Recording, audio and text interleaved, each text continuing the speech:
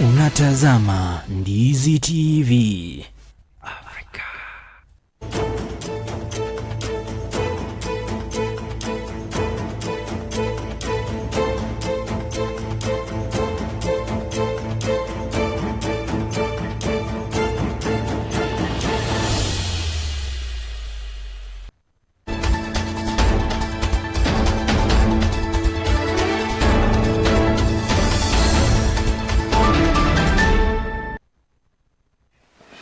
Hujambo popote ulipo mpenzi mtazamaji, hii ni Ndizi TV Africa na ni taarifa za ndizi saa moja zikiletwa kwako nami Jeff Nyakundi, mwelekezo wangu akiwa ni bwana Alex Mungare, na karibu kwa yote ambayo tumekuandalia ikiwemo ziara ya Rais William Samoei Ruto katika eneo lile la Ukambani.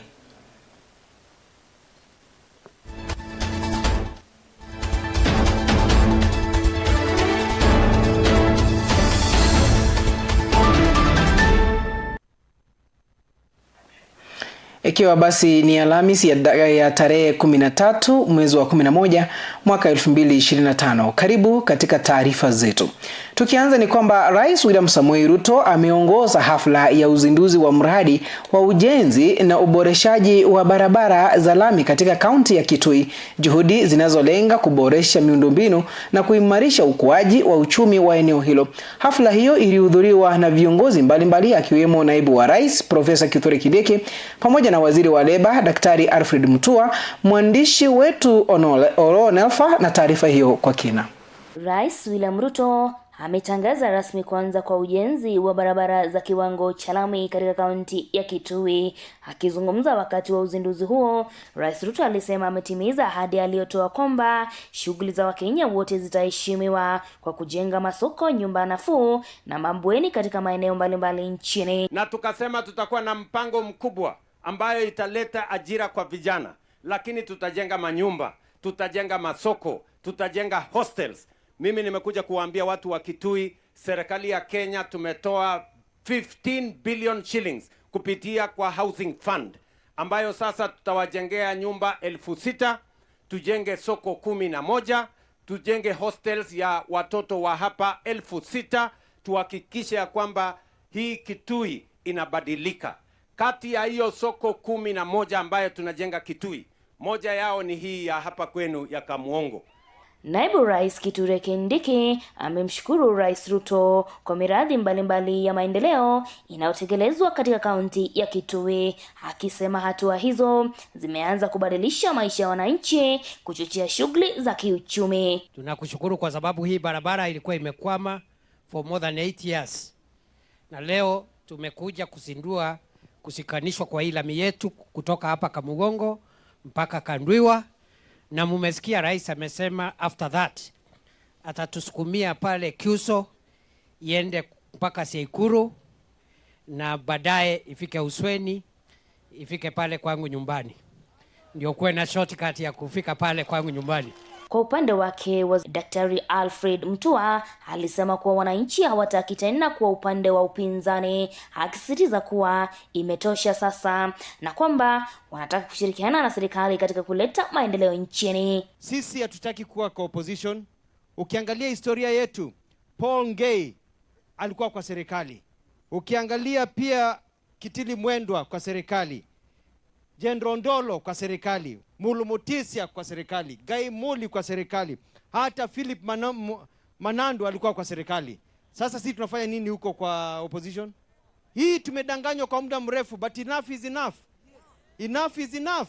Hawa vijana wote hapa, hawa watu hapa wamechanuka macho. Hii siasa ya political poverty strategy inaitwa Vomwe na Vayetwa, hiyo tumeachana nayo. Nikiripotia runinga ya Ndizi TV Africa, langu jina Oro Nalfa. Na kwingineko tukizidi kusonga mbele, huyo mwandishi wetu anajulikana kama Oro Nelfa. Na shukrani kwa taarifa hiyo. Tukisonga mbele ni kwamba viongozi wa chama cha ODM wamefurahia kupokelewa jijini Mombasa mchana wa leo, wakati wakitangaza kuwa bado wana umoja dhabiti, ambao walipokelewa na naibu mwenyekiti wa chama hicho, gavana wa kaunti ya Mombasa Abdulswamad Nasri, na viongozi hao wakiwemo gavana wa kaunti kaunti ya Kisii Paul Simbarati na Gladys Wanga wa kaunti ya Homa Bay walitumia fursa hiyo kupigia debe chama na kusisitiza kuwa bado chama cha ODM kiko imara, kwa kwamba ni kumbukumbu itaanza Ijumaa wiki hii Novemba tarehe 18 kwa kiamsha kinywa cha ligi ya watu wenye ulemavu katika ODM kuanzia saa 1 hadi saa 3 asubuhi, ikifuatwa na mkutano mwingine ambao utafanyika sambamba na matawi ya wanawake na vijana kuanzia saa 4 asubuhi hadi saa 7 mchana. Na sisi tuko tayari na tunakaa ngumu ndani ya chama cha ODM. Hatutoki, tumeshikana, hatusambaratiki, tunakuwa na nguvu zaidi ya ile ilikuwa pale nyuma. Tunashikana pamoja na tunasonga wapi? Mbele.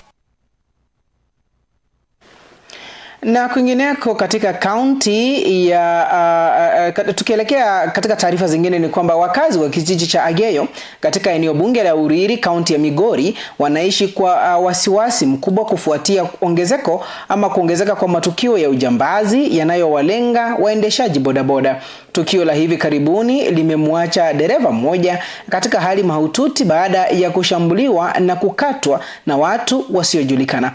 Mwandishi wetu wanakijiji ya Migori Lennox Odede ana taarifa hiyo kwa kina.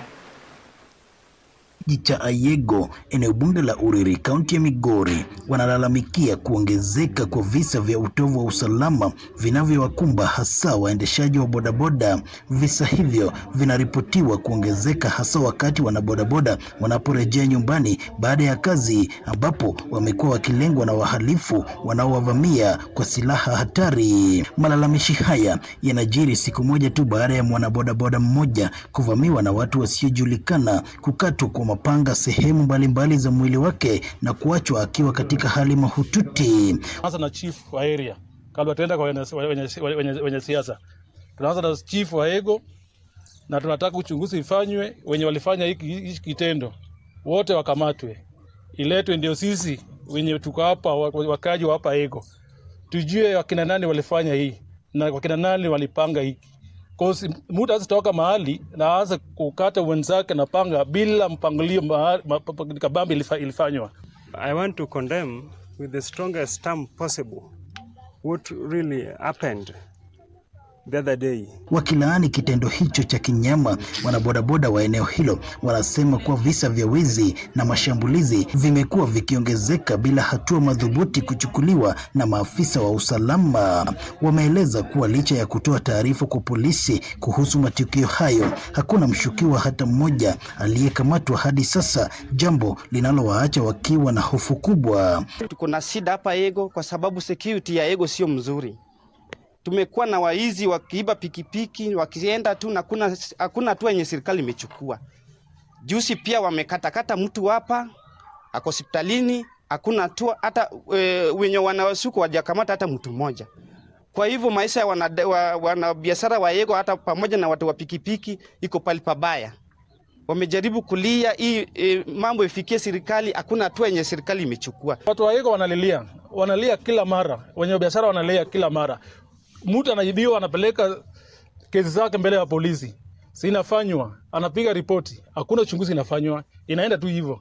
Pikipiki mingi zimesibiwa hapa. Hakuna uchunguzi imesafanywa, hata mtu mmoja imesakamatwa. Wameitaka idara ya usalama na polisi kuharakisha uchunguzi na kuwakamata wahalifu wanaoendeleza visa vya uvamizi na wizi wa kimabavu ili kudhibiti wimbi la uhalifu katika kijiji hicho. Tunaomba Madam DCC pamoja na OCS na kamati yake yote waangalie mambo ya Yego. Tumewasia haki, mtii hiyo sheria, mtusaidie kama watu wa biashara pamoja na watu wa bodaboda. We condemned this and we ask our area MCA, area member of parliament, tunawaomba kabisa watu na security wafanye uchunguzi, hawa jamaa wakamatwe, waletwe, ndio sisi pia tunakuwa na ile furaha tumejua wenye walifanya hizi kitendo. I want to urge the security organs, the DCC, the DCI, the police service to do what is done, what should be done according to the law, and ensure that this matter comes to an end.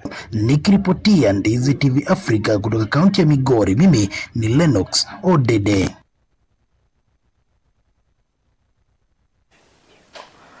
Basi nafahamishwa kwamba eneo hilo ni Ayego, si Ageyo ambavyo nilikuwa nimetaja awali.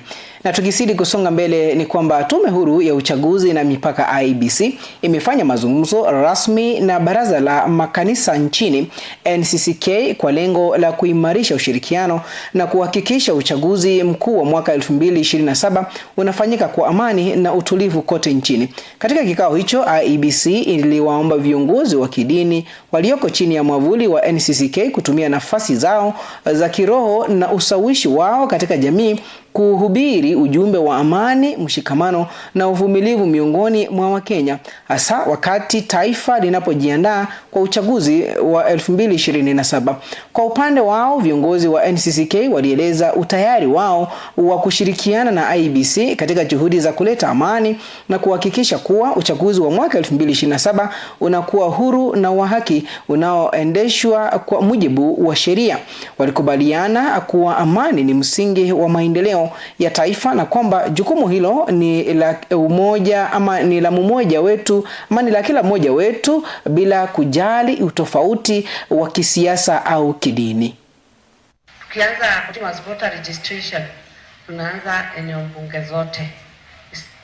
Zile kama eneo bunge ina ambaye election tunaanza mara moja, lakini wakati ule kamishina wetu wamekuja kwa ofisi, wamepata eneo bunge mingi asikuwa na watu wa kuwawakilisha, so the commission decided to first settle hizo by elections and it's on 27th.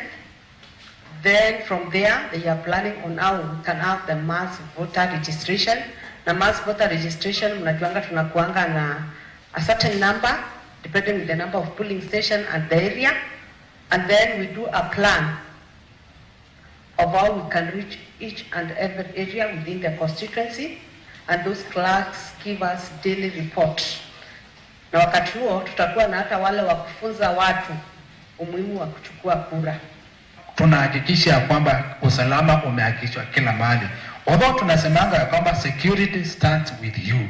Unajua hatuwezi kuwa kila mahali 100%. So hata wewe ukuwe katika mstari wa mbele, ukiona any anomaly kuna kuanga hata na control center ambayo huwa na hata machiefs wako, kila mtu yuko upande wa usalama. So in case of anything tukue standby kuhakikisha kwamba tunapeana report immediately.